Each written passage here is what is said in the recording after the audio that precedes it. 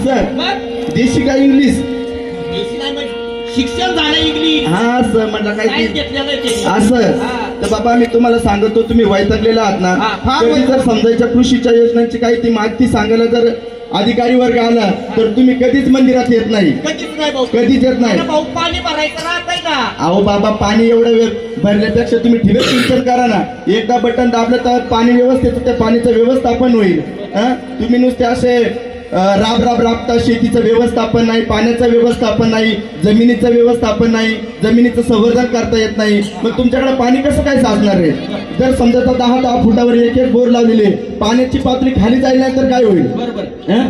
रासायनिक शेती करून करून शेतीची पार हानी करून टाकलेली आहे हं?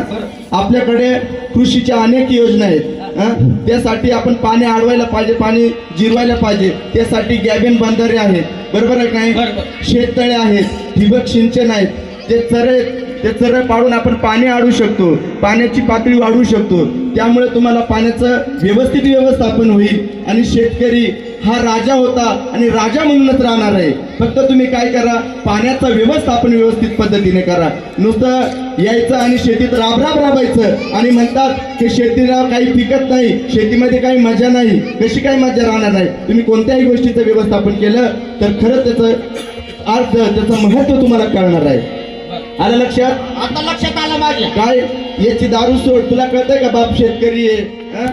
काय करायला पाहिजे तुम्ही जागा ऐकून गाडी घ्यायला जागा इकून गाडी एवढंच आपल्या लोकांनी पाठ केलंय आपला लोक याच्यात व्यसनात बुडालाय अरे बाप शेतकरी आहे त्याला शेतीसाठी काहीतरी मदत कर हातभार लाव वाडीला घाले वाणीला घाण आहे का सुशिक्षित आहे ना रे बाबा तू सुशिक्षित असताना बापाला त्या शिक्षणाच्या शेतीसाठी नसेल नोकरी लागत ना तर नोकरी नसेल लागत तर त्याला शेतीमध्ये व्यवस्थित हातभार लाव बापाला सांग बाबा हे करायचंय बाबा ते करायचंय किती दिवस पिऊन फिरणार आहे तू कळलं ना शेतीचं व्यवस्थापन कसं करायचं हो, हो.